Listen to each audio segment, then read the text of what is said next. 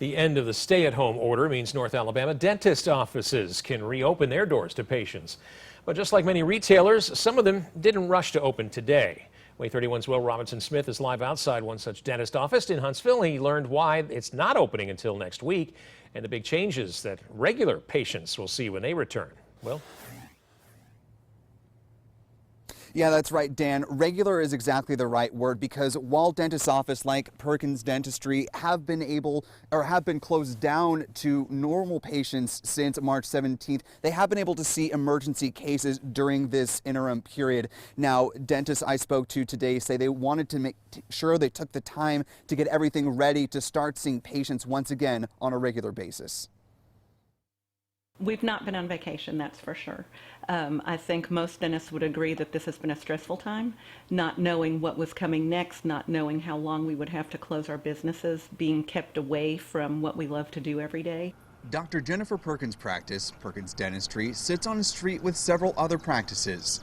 She and others spent the past several weeks preparing for the day they could finally let patients back in. That meant trying to find personal protective equipment, or PPE. One of the changes you'll see the next time you go to a dentist's office is, in addition to a protective gown, they'll also be wearing a face shield and a level 3 protective mask whenever they're interacting with a patient. The new guidance came just 2 days ago after an emergency meeting of the Alabama Board of Dental Examiners. We're trying to keep our teams safe, and more importantly, we're trying to keep our patients safe.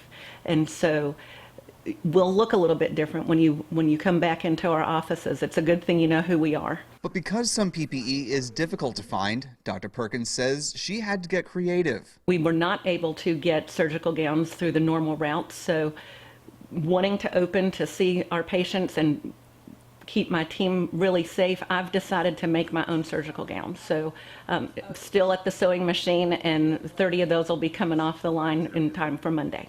To meet the new state criteria, Dr. Perkins' practice and others will have to stagger appointments. That means getting to see fewer patients and making less money. I think we're so thankful to go back to work that, something's better than nothing. And I think it's time to go back to work safely, as long as every office that opens is prepared. Now, another important change coming from the Alabama Board of Dental Examiners is you're not going to be waiting in a typical waiting room when you're waiting your dentist appointment. Instead, think of it like you're waiting for curbside pickup from your favorite restaurant. You're going to be sitting in your car, and someone from the dentist's office will come out and let you know when it's time to come in. Reporting live in Huntsville, Will Robinson-Smith, WAAY 31 News.